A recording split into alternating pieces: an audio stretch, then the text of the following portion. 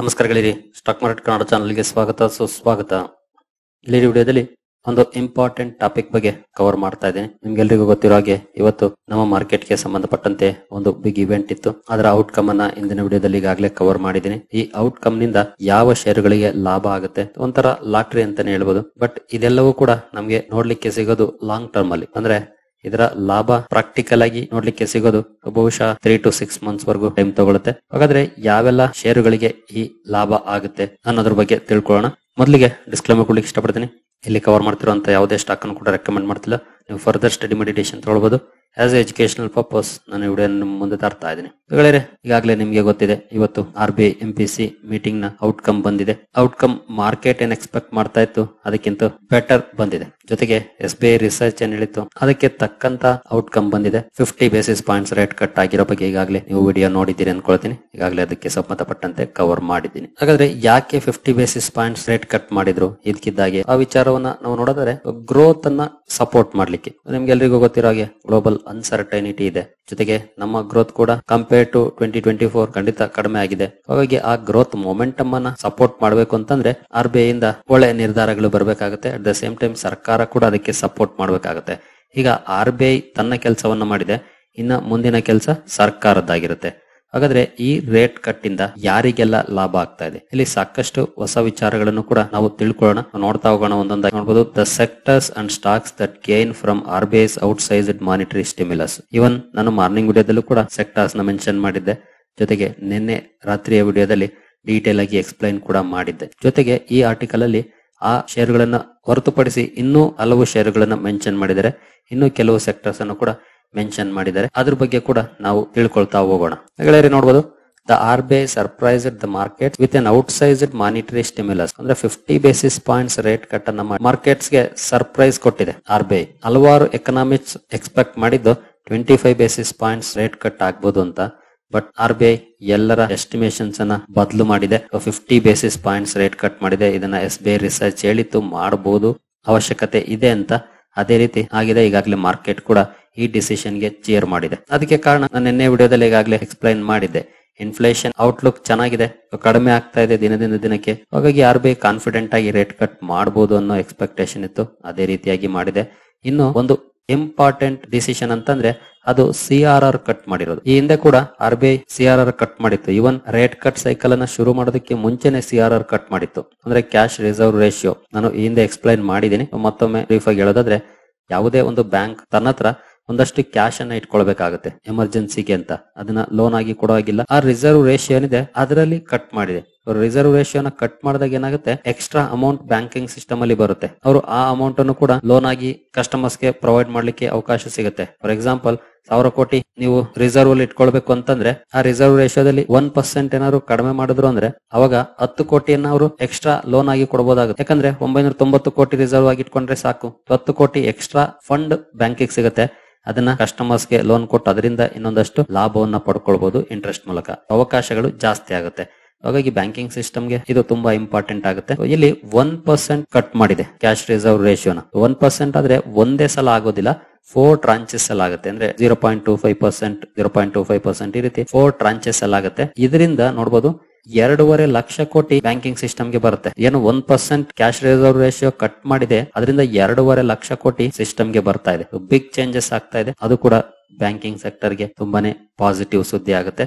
ಹಾಗೆ rate sensitive stock ಗಳಿಗೆ ಎಲ್ಲ ಕೂಡ ಪಾಸಿಟಿವ್ ಆಗುತ್ತೆ. ಇದು ಸಾಧ್ಯ ಆಗೋದು ಬೈ ನವೆಂಬರ್. ಅಂದ್ರೆ 4 ಟ್ರಾಂಚಸ್ ಅಲ್ಲಿ ಏನು CRR ಕಟ್ ಮಾಡ್ತಾ ಇದೆ ಅದು ಪೂರ್ಣ ಆಗೋದು ನವೆಂಬರ್ ಗೆ. ಅಷ್ಟರಲ್ಲಿ 2.5 ಲಕ್ಷ ಕೋಟಿ ಮಾರ್ಕೆಟ್ ಗೆ ಬರುತ್ತೆ. ಇನ್ನು GDP ಗ್ರೋತ್ ಬಗ್ಗೆ ನೋಡಬಹುದು. ಎಸ್ಪೆಷಲಿ 2024 ಅಲ್ಲಿ 9.2% ಇದ್ದದ್ದು 6.5 ಗೆ ಬಂದಿದೆ. ಈಗ 24-25 ಈಗ 26 ಗೂ ಕೂಡ 6.5 ಎಸ್ಟಿಮೇಷನ್ಸ್ ಅನ್ನ ಕೊಟ್ಟಿದೆ. ಹಾಗೆ ಎಸ್ಪೆಷಲಿ ಗ್ರೋತ್ ಗೆ ಸಪೋರ್ಟ್ ಮಾಡ್ತಾ ಹೋಗುತ್ತೆ ಅಂದ್ರೆ ಸೆಂಟ್ರಲ್ ಬ್ಯಾಂಕ್, ಅದು ಮಾರ್ಕೆಟ್ ಗೆ ಬಿಗ್ ಪಾಸಿಟಿವ್ ಆಗುತ್ತೆ. ಫಾರಿನ್ ಇನ್ಸ್ಟಿಟ್ಯೂಷನಲ್ ಇನ್ವೆಸ್ಟರ್ಸ್ ಅಥವಾ ಫಾರಿನ್ ಇನ್ವೆಸ್ಟ್ಮೆಂಟ್ ದೊಡ್ಡದಾಗಿ ಹರಿದು ಬರುವಂತಹ ಚಾನ್ಸಸ್ ಇರುತ್ತೆ. ಎಸ್ಪೆಷಲಿ ಗ್ಲೋಬಲ್ ಅನ್ಸರ್ಟೈನಿಟೀಸ್ ಇರುವಂತಹ ಸಂದರ್ಭದಲ್ಲಿ ನಮ್ಮ ಸೆಂಟ್ರಲ್ ಬ್ಯಾಂಕ್ ಈ ರೀತಿ ಅಗ್ರೆಸಿವ್ ಆಗಿ ಡಿಸಿಷನ್ ತಗೊಳ್ಳೋದು ಬಿಗ್ ಪಾಸಿಟಿವ್ ಆಗಬಹುದು ನಮ್ಮಂತ ಎಮರ್ಜಿಂಗ್ ಮಾರ್ಕೆಟ್ಗೆ. ಹಾಗಾಗಿ ಮಾರ್ಕೆಟ್ಸ್ ಕೂಡ ಒಳ್ಳೆ ಪರ್ಫಾರ್ಮೆನ್ಸ್ ಅನ್ನ ಮಾಡುವಂತ ಎಕ್ಸ್ಪೆಕ್ಟೇಷನ್ಸ್ ಈಗ ಜಾಸ್ತಿ ಆಗ್ತಾ ಇದೆ.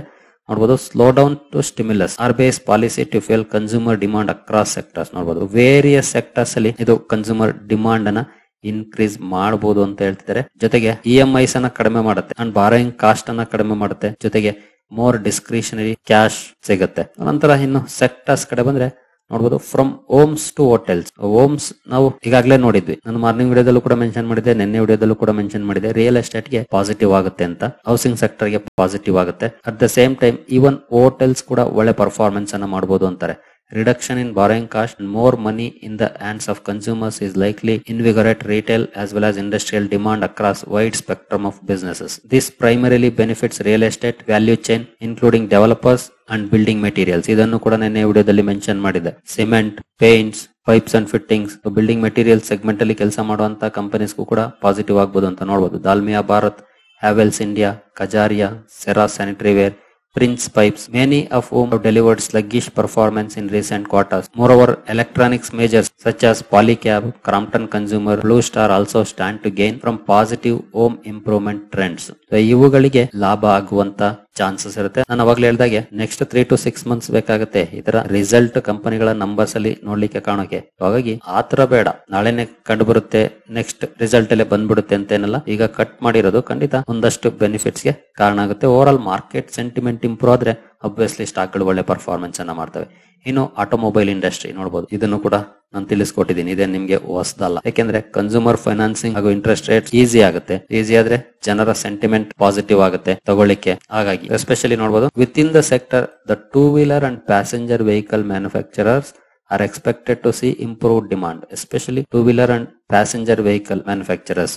ಹೀರೋ ಮೋಟೋಕಾಪ್ ಆಗ್ಬೋದು, ಟಿವಿಎಸ್ ಮೋಟಾರ್ ಆಗ್ಬೋದು, ಐಷರ್ ಮೋಟಾರ್ಸ್. ಹಾಗೇನು ಪ್ಯಾಸೆಂಜರ್ ಕಾರ್ ಸೆಗ್ಮೆಂಟ್ ಗೆ ಬಂದ್ರೆ Maruti Suzuki, Mahindra and Mahindra, Ashok Leyland, ಹಾಗೆ ಟಾಟಾ ಮೋಟಾರ್ಸ್ ಕೂಡ ಅದೇ ಸೆಗ್ಮೆಂಟ್ ಅಲ್ಲಿ ಕೆಲಸ ಮಾಡುತ್ತೆ. ಜೊತೆಗೆ ಈ ಆಟೋ ಸೆಕ್ಟರ್ಸ್ ಚೆನ್ನಾಗಿ ಪರ್ಫಾರ್ಮ್ ಮಾಡಿದ್ರೆ ಆಟೋ ಎನ್ಸಿಲರೀಸ್ ಅಲ್ಲಿ ಕೆಲಸ ಮಾಡುವಂತ ಕಂಪನೀಸ್ ಲೈಕ್ ಆಟೋ ಸ್ಪೇರ್ಸ್ ಅನ್ನ ಮ್ಯಾನುಫ್ಯಾಕ್ಚರ್ ಮಾಡುವಂತವು, ಅವುಗಳ ಪರ್ಫಾರ್ಮೆನ್ಸ್ ಕೂಡ ಇಂಪ್ರೂವ್ ಆಗುತ್ತೆ. ಸಮೂರ್ಧನ ಮದರ್ಸನ್ ಆಗ್ಬೋದು, ಮಿಂಡಾ ಇಂಡಸ್ಟ್ರೀಸ್ ಆಗ್ಬೋದು, ಸೋನಾ ಕಾಮ್ಸ್ಟಾರ್, ಸೋನಾ BLW ಅಥವಾ ಈ ರೀತಿಯ ಷೇರುಗಳಿಗೂ ಕೂಡ ಡೈರೆಕ್ಟ್ಲಿ ಆರ್ ಇಂಡೈರೆಕ್ಟ್ಲಿ ಬೆನಿಫಿಟ್ ಆಗುವಂತ ಚಾನ್ಸಸ್ ಇರುತ್ತೆ.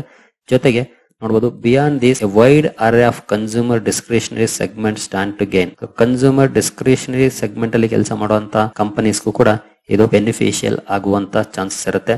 ಅದರಲ್ಲಿ ಅಪ್ಪರಲ್ ಬ್ರಾಂಡ್ಸ್ ಅನ್ನು ಕೂಡ ಕೊಡ್ತಿದ್ದಾರೆ ನೋಡಬಹುದು. Aditya Birla Fashion and Retail, V2 retail, footwear, Metro Brands, Bata India, quick service restaurant, Jubilant Food Works, Devyani International, jewellers like Titan, Senco, Sky Gold, travel and tourism related businesses. ಅದರಲ್ಲೂ ನೋಡಬಹುದು hotels, Indian hotels, ITC hotels, airlines, IndiGo, OTA, ixigo and luggage manufacturers, Safari Industries, VIP industries, ಇವರೆಲ್ಲರಿಗೂ ಕೂಡ benefit ಆಗುವಂತ chance ಇರುತ್ತೆ. Especially ಸಿಸ್ಟಮ್ಗೆ ಹಣ ಬಂತು ಅಂದ್ರೆ, ಜನರ ಕೈಗೆ ಹಣ ಬಂತು ಅಂದ್ರೆ ಅಬ್ವಿಯಸ್ಲಿ ಜನ ಖರ್ಚು ಮಾಡ್ಲಿಕ್ಕೆ ನೋಡ್ತಾರೆ. ಸೇವ್ ಮಾಡೋರು ತುಂಬಾ ಕಡಿಮೆ. ಅದರಲ್ಲೂ ಸೇವ್ ಮಾಡೋರು ಲೋನ್ ತಗೊಂಡೇನ್ ಸೇವ್ ಮಾಡೋದಿಲ್ಲ, ಖರ್ಚು ಮಾಡೋರೇ ಲೋನ್ ತಗೊಳ್ಳೋದು. ಹಾಗಾಗಿ ಡಿಸ್ಕ್ರಿಷನರಿ ಸ್ಪೆಂಡಿಂಗ್ ಜಾಸ್ತಿ ಆಗುವಂತ ಚಾನ್ಸಸ್ ಜಾಸ್ತಿ ಇರೋದ್ರಿಂದ ಈ ಎಲ್ಲ ಸೆಕ್ಟರ್ಸ್ ಒಳ್ಳೆ ಪರ್ಫಾರ್ಮೆನ್ಸ್ ಅನ್ನು ಮಾಡುವಂತ ಚಾನ್ಸಸ್ ಇರುತ್ತೆ. ಜೊತೆಗೆ ಕಂಪನೀಸ್ಗೂ ಕೂಡ ಕಡಿಮೆ ಇಂಟ್ರೆಸ್ಟ್ ಅಲ್ಲಿ ಫಂಡಿಂಗ್ ಆಗುತ್ತೆ. ಇನ್ ಕೇಸ್ ಕಂಪನಿಗಳು ತಮ್ಮ ಬಿಸ್ನೆಸ್ ಎಕ್ಸ್ಪಾನ್ಷನ್ ಮಾಡ್ಕೊಳ್ಬೇಕು ಅಂತಂದ್ರೆ ಲೋನ್ ತಗೊಂಡು, ಅವರುಗಳಿಗೂ ಕೂಡ ಅದು ಡೈರೆಕ್ಟ್ಲಿ ಬೆನಿಫಿಷಿಯಲ್ ಆಗುತ್ತೆ.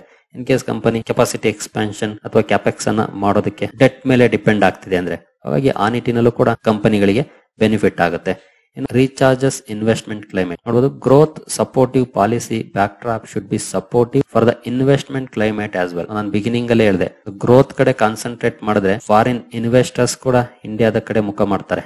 India in capacity utilization had slackened in recent quarters, while FDI inflows had also sharply moderated from 21 levels. ಇತ್ತೀಚೆಗೆ FDI inflows ಕೂಡ ಕಡಿಮೆ ಆಗಿತ್ತು, ಅದು ಕೂಡ ಮೊಮೆಂಟಮ್ ಅನ್ನು ಪಡ್ಕೊಳ್ಳುವಂತ ಚಾನ್ಸಸ್ ಇರುತ್ತೆ. ನಾವು ಇತ್ತೀಚೆಗೆ ಚೈನಾದಿಂದ ಕೆಲವು ಸುದ್ದಿಗಳನ್ನ ನೋಡಿದ್ವಿ. ಚೈನಾ ಎಕನಾಮಿಕ್ ಸ್ಟಿಮ್ಯುಲಸ್ ಅನ್ನ ಅನೌನ್ಸ್ ಮಾಡ್ತು ಅಂತ ಅಲ್ಲಿನ ಮಾರ್ಕೆಟ್ ಅಲ್ಲಿ ರ್ಯಾಲಿ ಬಂತು. ಜೊತೆಗೆ ಹಲವಾರು investors, especially foreign institutional investors ಆ ಕಡೆ ಮುಖ ಮಾಡಕ್ ಶುರು ಮಾಡಿದ್ರು. ನಮ್ಮ ಇಂಡಿಯಾದಿಂದ ಡೈವೆಸ್ಟ್ ಮಾಡ್ಲಿಕ್ಕೆ ಶುರು ಮಾಡಿದ್ರು. ಯಾಕೆ? ಸರ್ಕಾರದ ಗಮನ ಎಕನಾಮಿ ಅಥವಾ ಎಕನಾಮಿಕ್ ಡೆವಲಪ್ಮೆಂಟ್ ಕಡೆ ಹೋಯ್ತು ಅಂತ.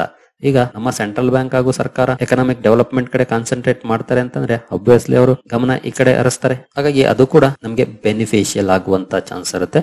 ಮಾರ್ಕೆಟ್ ಒಳ್ಳೆ ಪರ್ಫಾರ್ಮೆನ್ಸ್ ಅನ್ನು ಮಾಡುವಂತ ಚಾನ್ಸ್ ಇರುತ್ತೆ. ಜೊತೆಗೆ capex heavy sectors like real estate, chemicals, defence, infrastructure should reap the benefits from reduced cost of borrowings and easy availability of credit for project financing. ಇಲ್ಲಿ cost of borrowings ಕಡಿಮೆ ಆಗ್ತಾ ಇದೆ, availability of credit improve ಆಗ್ತಾ ಇದೆ. ಯಾಕೆಂತಂದ್ರೆ CRR ಕಡಿಮೆ ಮಾಡಿರೋದ್ರಿಂದ bank ಗಳಿಗೆ ಹೆಚ್ಚಿನ ಲಿಕ್ವಿಡಿಟಿ ಇರುತ್ತೆ. ಹಾಗಾಗಿ ಈಸಿಯಾಗಿ ಅವರು ಲೆಂಡಿಂಗ್ ಅನ್ನ ಮಾಡಬಹುದಾಗಿರುತ್ತೆ. ಹಾಗಾಗಿ ಜೊತೆಗೆ ನೋಡಬಹುದು, the decline in interest rates directly improve projects IRRs IRR ಅಂದ್ರೆ internal rate of return. Project ಗಳ IRRs ಅನ್ನ ಇಂಪ್ರೂವ್ ಮಾಡುತ್ತೆ. Leading to stronger cash flow, ತುಂಬಾ ಇಂಪಾರ್ಟೆಂಟ್ ಇನ್ವೆಸ್ಟರ್ಸ್ಗೆ ಸ್ಟ್ರಾಂಗರ್ ಕ್ಯಾಶ್ ಫ್ಲೋಸ್ ಇರೋದು. ಹಾಗೆ ಹೆಲ್ತಿಯರ್ ಬ್ಯಾಲೆನ್ಸ್ ಶೀಟ್ಸ್, ಇದೆಲ್ಲವೂ ಕೂಡ ಬೆನಿಫಿಟ್ ಆಗುತ್ತೆ.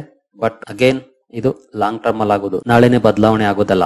ನೋಡಬಹುದು ಎಕ್ಸಾಂಪಲ್ ಕೂಡ ಕೊಟ್ಟಿದ್ದಾರೆ. For example, in the power sector, companies like Tata power, NTPC, power Grid, NTPC Green, which have substantial debt funded capex plans stand to benefit meaningfully. Debt funded capex ಅನ್ನ ಏನು announce ಮಾಡಿದಾವೆ, ಅವರುಗಳಿಗೆ big benefit ಆಗುತ್ತೆ. ಹಾಗೆ similarly businesses heavily reliant on working capital financing such as water treatment, engineering firms, transmission and distribution players like KS International will get relief. ಇವರುಗಳಿಗೆ ಯಾವ ರೀತಿ benefit ಆಗುತ್ತೆ ಅನ್ನೋದನ್ನ ನೀವು ಇಲ್ಲಿ ನೋಡಬಹುದು. ಯಾರು ವರ್ಕಿಂಗ್ ಕ್ಯಾಪಿಟಲ್ ಫೈನಾನ್ಸಿಂಗ್ ನ ಮೇಲೆ ಹೆಚ್ಚು ಡಿಪೆಂಡ್ ಆಗಿರ್ತಾರೋ ಅವರುಗಳಿಗೆ ಬಿಗ್ ಬೆನಿಫಿಷಿಯಲ್ ಆಗುತ್ತೆ. ಇಲ್ಲಿ ಕೆಲವೊಂದು ಸೆಕ್ಟರ್ಸ್ ಅನ್ನು ಕೂಡ ನೋಡಬಹುದು. ವಾಟರ್ ಟ್ರೀಟ್ಮೆಂಟ್, ಇಂಜಿನಿಯರಿಂಗ್, ಇಲ್ಲಿ ಹಲವು ಕಂಪನಿಗಳನ್ನ ಕವರ್ ಮಾಡಿದೀನಿ. ಥರ್ಮ್ಯಾಕ್ಸ್ ಆಗ್ಬಹುದು, ವಾಟೆಕ್ ವಾಬಾಗ್ ಆಗ್ಬಹುದು, ಜಾಶ್ ಇಂಜಿನಿಯರಿಂಗ್, ಇವನ್ ಆ ಕಂಪನಿಗಳಿಗೂ ಕೂಡ ಇದರ ಲಾಭ ಸಿಗುತ್ತೆ. Especially even their long payment cycle of 130 to 150 days. ಇದೆಲ್ಲವೂ ಕೂಡ ಆಗುವಂತ ಲಾಭ ಎಸ್ಪೆಷಲಿ ಈ ಸೆಕ್ಟರ್ ಗಳಿಗೆ. ನಾನು ನಿನ್ನೆ ವಿಡಿಯೋದಲ್ಲೂ ಕೂಡ ಮೆನ್ಷನ್ ಮಾಡಿದೆ, ಕೆಲವು ಡೈರೆಕ್ಟ್ಲಿ ಬೆನಿಫಿಟ್ ಆದ್ರೆ ಇನ್ನು ಕೆಲವು ಇಂಡೈರೆಕ್ಟ್ಲಿ ಬೆನಿಫಿಟ್ ಆಗುತ್ತೆ. ಹಾಗಾಗಿ ಇವುಗಳನ್ನೆಲ್ಲ ಅಬ್ಸರ್ವ್ ಮಾಡಬೇಕಾಗುತ್ತೆ ಅಂತ ಇದೇ ರೀತಿ ನೋಡಬಹುದು. ಇಂಡೈರೆಕ್ಟ್ಲಿ ಬೆನಿಫಿಟ್ ಆಗುವಂತ ಸೆಕ್ಟರ್ಸ್. ಇನ್ನು ಫೈನಾನ್ಷಿಯಲ್ ಸೆಕ್ಟರ್ ಗಂತೂ ಬೆನಿಫಿಟ್ ಆದೇ ಆಗುತ್ತೆ. Banking and financial, banking share ಗಳಾಗಬಹುದು ಅಥವಾ NBFCs ಆಗ್ಬಹುದು. ರಿಯಲ್ ಗ್ರೋತ್ ಎಂಜಿನ್ ಅವೇನಾ ಇಲ್ಲೇ ನೋಡಬಹುದು. The key soldiers in the growth push, ಸೈನಿಕರು ಅಂತ ಹೇಳ್ತಿದ್ದಾರೆ ಫೈನಾನ್ಷಿಯಲ್ ಸೆಕ್ಟರ್ಗೆ. HDFC ಬ್ಯಾಂಕ್ ಆಗ್ಬಹುದು, ICICI bank, Kotak, Federal, CSB, ಎಲ್ಲ ಬ್ಯಾಂಕಿಂಗ್ ಕಂಪನೀಸ್ಗೂ ಕೂಡ, ಜೊತೆಗೆ NBFCsಗೂ ಕೂಡ, ನಾನ್ ಬ್ಯಾಂಕಿಂಗ್ ಫೈನಾನ್ಷಿಯಲ್ ಕಂಪನೀಸ್ಗೂ ಕೂಡ ಬೆನಿಫಿಷಿಯಲ್ ಆಗುತ್ತೆ. ಈ ಎಲ್ಲ ಕಂಪನೀಸ್ ಕೂಡ ಈ ಡಿಸಿಷನ್ ನ ಲಾಭವನ್ನ ಪಡ್ಕೊಳ್ತವೆ. ಬಟ್ ಅಗೇನ್ ಲಾಂಗರ್ ಟರ್ಮ್ ಅಲ್ಲಿ, ನಾಟ್ ಇನ್ ಎ ವೀಕ್. ಎಲ್ಲ ಶೇರುಗಳನ್ನ ಸ್ಟಡಿ ಮಾಡಿ. ನಿಮ್ಮ ಹತ್ರ ಖಂಡಿತ ಈಗಾಗಲೇ ಹಲವಾರು ಶೇರ್ಗಳಿರ್ತವೆ. ಬಹುಶಃ ಇವತ್ತು ನಿಮ್ಗೆ ಆ ಎಕ್ಸ್ಪೀರಿಯನ್ಸ್ ಕೂಡ ಆಗಿರುತ್ತೆ. ಆ ಶೇರುಗಳಲ್ಲಿ ಒಳ್ಳೆ ಪರ್ಫಾರ್ಮೆನ್ಸ್ ಕೂಡ ನೋಡ್ಲಿಕ್ಕೆ ಸಿಕ್ಕಿರಬಹುದು. ಒಟ್ಟಿನಲ್ಲಿ ಮಾರ್ಕೆಟ್ ಸೆಂಟಿಮೆಂಟ್ ಇಂಪ್ರೂವ್ ಆಗುವಂತ ಚಾನ್ಸಸ್ ಇರುತ್ತೆ. ನೋಡೋಣ ಯಾವ ರೀತಿ ಇರುತ್ತೆ ಪರ್ಫಾರ್ಮೆನ್ಸ್ ಮುಂದುವರೆದು ಅಂತ. ಖಂಡಿತ ಲಾಂಗ್ ಟರ್ಮ್ ಟಾರ್ಗೆಟ್ ಇಟ್ಕೊಂಡ್ರೆ ನಮ್ಗೆ ಲಾಸಸ್ ಆಗುವಂತ ಚಾನ್ಸಸ್ ಕಡಿಮೆ. ಬಟ್ ಒಳ್ಳೆ ಕಂಪನಿಗಳಲ್ಲಿ ಇನ್ವೆಸ್ಟ್ ಮಾಡಿ. ಯಾವುದೇ ಕಾರಣಕ್ಕೂ ಬ್ಲೈಂಡ್ಲಿ ಎಲ್ಲೂ ಇನ್ವೆಸ್ಟ್ ಮಾಡಕ್ ಹೋಗ್ಬೇಡಿ. ಜೊತೆಗೆ ಫಂಡಮೆಂಟಲ್ಸ್ ಎಲ್ಲಿ ಸ್ಟ್ರಾಂಗ್ ಇದೆಯೋ ಅಲ್ಲಿ ಇನ್ವೆಸ್ಟ್ ಮಾಡಿ. ಲಾಂಗ್ ಟರ್ಮ್ ಗೆ ವೆಯ್ಟ್ ಮಾಡಿ. ಖಂಡಿತ ನಿಮ್ಗೆ ಒಳ್ಳೆ ಲಾಭ ಸಿಗುತ್ತೆ. ಸರಿ ಗೆಳೆಯರಿ, ಈ ವಿಡಿಯೋ ನಿಮ್ಗೆ ಇಷ್ಟ ಆಗಿದೆ ಅಂದ್ಕೊಳ್ತೀನಿ. ಮುಂದಿನ ವಿಡಿಯೋದಲ್ಲಿ ಸಿಗೋಣ. ಅಲ್ಲಿವರೆಗೂ ಜೈ ಹಿಂದ್, ಜೈ ಕರ್ನಾಟಕ.